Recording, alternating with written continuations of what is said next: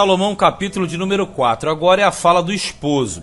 É a parte do cântico que é referente aos homens. Você sabe, né? Uma parte era uma mulher, outra parte era o homem e outra parte o coral, que aí no caso vinha a ser misto.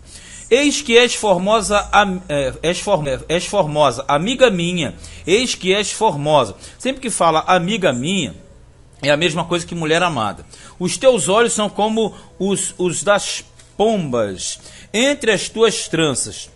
O teu cabelo é como o rebanho de cabras que pastam no monte de Gileade. Nós já falamos que essa linguagem aqui, que é muito estranha para nós, era comum na época. Quando ele fala no sentido olhos como pombas, quer dizer, olho preto, olho escuro, né? Aí quando ele fala assim, entre as tuas tranças, o mesmo que entre as tuas faces, ou atrás do véu, porque as virgens usavam véus nos rostos e que automaticamente ficavam ali entre os cabelos, né? Aquele véu que não podia ser levantado, muito menos em lugar nenhum, assim, à vista do público. E nem mesmo homem algum podia levantar aquele véu, porque aquilo era um sinal de respeito para com as virgens. Aí fala assim, teu cabelo é como rebanho de cabra. Na verdade, esse rebanho de cabra quer dizer que o cabelo que ondeava, quer dizer, aquele cabelo ondulado, né, no caso, né? Que ele compara as cabras que pastam no monte de Gileade, quer dizer, vai subindo e descendo, entende isso? É uma visão de cianoide, sobe e desce. Ó. Os teus dentes são como o rebanho das ovelhas tosqueadas, quer dizer, brancos, que sobem do lavadouro, muito branquinhos, e das quais todas produzem gêmeos, e nenhuma há estéril entre elas. Na verdade, você verifica que essa colocação que ele faz, no sentido de não ser estéril, é uma poesia, é uma forma, ou seja, ser produtiva, ter automaticamente várias conotações. Aí você pega, se produzem gêmeos, que é de 2 em 2, ó, e nenhum há em estéreo entre elas, ou seja, quer dizer que é uma pessoa perfeita, uma pessoa bonita, uma pessoa que na verdade tem um bom aspecto, e esse bom aspecto é passado para uma visão e um cântico que era, na verdade, um romantismo da época. Aí ele fala assim, ó, os teus lábios são como fio de escarlata, quer dizer, bem vermelhos, e o teu falar é doce, ou seja, uma voz suave, uma voz atraente, uma voz que encanta, que prende, que chama, né? A tua fronte é qual pedaço de romã entre as tuas tranças. De novo, quando eu falo romã, a romã é símbolo de prosperidade e de fartura para os orientais, né? Na verdade, os orientais tinham essa ligação com as comparações entre as frutas. Você vê que não é muito normal, né? Comparar frutas a regiões, a animais, a pombos, cavalos, éguas, etc. É algo que, na verdade, para nós não é muito comum, não é muito comum. Mas que para o momento, para a antiguidade, era extremamente usado. Muito usado. Aí fala mais assim, qual pedaço de romã tal? O teu pescoço é como a torre de Davi. Também é algo meio pesado, né, para nós. A torre de Davi, na verdade, é a torre de guardar peças, armas. A torre de Davi foi criada para justamente ser um arsenal, guardar armas de guerra. Ficava na região sul, em Judá, e era muito conhecida por ter sido construída pelo próprio rei Davi. Então quando ele fala assim, o teu pescoço é como a torre de Davi, hoje ninguém quer ser chamado de pescoçuda, né? Mas é isso que ele está dizendo. Edificada para pendurar armas, olha a comparação. 1000 escudos pendem dela, todos broquéis, quer dizer, aquele escudo pequeno, de valorosos, quer dizer, de homens valentes. Então, a comparação aqui de uma torre, uma pessoa bem firmada, para nós é estranho, né? Mulher nenhuma quer ser chamada de torre para pendurar bagulho, muito menos espada e arco e escudo, esse negócio assim, espada, né? Mas aqui a comparação era boa. Para a época, essa comparação era extremamente poética, agradabilíssima aos ouvidos de quem ouvia isso aqui. Hoje não é muito aconselhável, não. 6. Antes que refresque o dia... Não, perdão, 5. Os teus 2 peitos são como 2 filhos gêmeos da gazela. Agora, ele se refere aos seios dela. E você vê que também é uma forma meio estranha, né?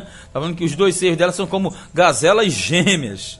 como se fossem dois animais, né, que são iguaizinhos, mas faz parte, né, que se apacentam entre os lírios, quer dizer, o lírio é uma plantação, e como se tivesse dois animaizinhos ali, no meio daquela plantação, pontiagudos, digamos assim, sem querer chamar muita atenção, destacando no meio do corpo dela, da mulher. Antes que refresque o dia e caiam as sombras, olha aqui. Irei ao monte da mirra e ao outeiro, olha aqui, ao outeiro do incenso. Essa fala aqui já mudou para a esposa. Ele falou até o 5. Passou do 5, a esposa responde no 6.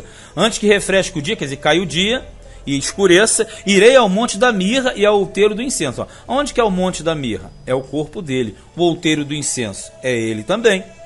Aí ele fala, tu és toda formosa, amiga minha, e em ti não há mancha. Voltou o papo pro esposo de novo. Você vê que vai e volta. Ele falou, ela respondeu, ele fala de novo. Aí fica aquela questão, né? Um fala, aí o outro vem e responde. Quando ele fala, tu és amiga minha, de novo, amiga tu sabe, né? Sem mancha, quer dizer, sem mácula, sem defeito. Vem comigo do Líbano, minha esposa. Líbano já falei, lugar de árvores boas, cedros bons. Vem comigo do Líbano. Olha, desde o cume de Amana, desde o cume de Senir e de Hermon. Amana e Senir ficam lá em cima na região norte.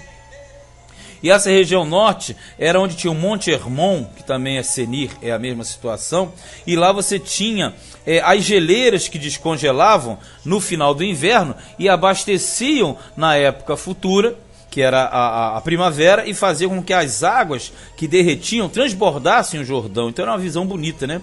Desde as moradas dos leões, desde os montes dos leopardos. Está falando que da região do Hermon, que é uma região montanhosa, que tinha leopardos, leões, etc. 9. Tiraste-me o coração, minha irmã, quer dizer, prendeu o coração dele, completamente apaixonado, completamente preso por aquela situação ali. Aí ele fala assim, tiraste meu coração com um dos teus olhos, com um colar do teu pescoço, ou seja, atraiu com o olhar, atraiu com os enfeites, né? Que belos são os teus amores, irmã minha, amada minha, ó esposa minha. Quanto melhores são os teus amores do que o vinho, é mais apetecível do que degustar o bom vinho. É isso que ele está querendo falar aqui, é isso que ele está dizendo. Querendo não, está dizendo. E o aroma dos teus bálsamos do que o de todas as especiarias. Quer dizer, o cheiro dela, o cheiro da sunamita para ele, era muito mais atraente do que o cheiro de vários bálsamos. Ele fala do cheiro natural dela. O cheiro natural dela. Aí diz assim, favo de mel mano dos teus lábios, minha esposa, mel e leite. Mel e leite sempre é um símbolo de fertilidade, de abundância, de coisas boas. Então aqui ele está querendo dizer que é algo muito agradável. Estão debaixo da tua língua o mel e o leite, ó. E o cheiro das tuas vestes é como o cheiro do Líbano. Nós já falamos do Líbano. O Líbano era símbolo de coisa boa. Leite e mel também. Então ele fala que existe leite e mel debaixo da língua, ou seja, o beijo era agradável. O beijo entre ambos era deleitoso para as duas partes. Aí ele fala assim... aí vai mudar. Aqui chega aqui, não, é isso mesmo. Continua, ainda é o esposo. Aí fala assim: jardim fechado és tu, irmã minha, esposa minha, manancial fechado, fonte selada. Isso aqui é um ponto que nos deixa claro o estado virginal dela.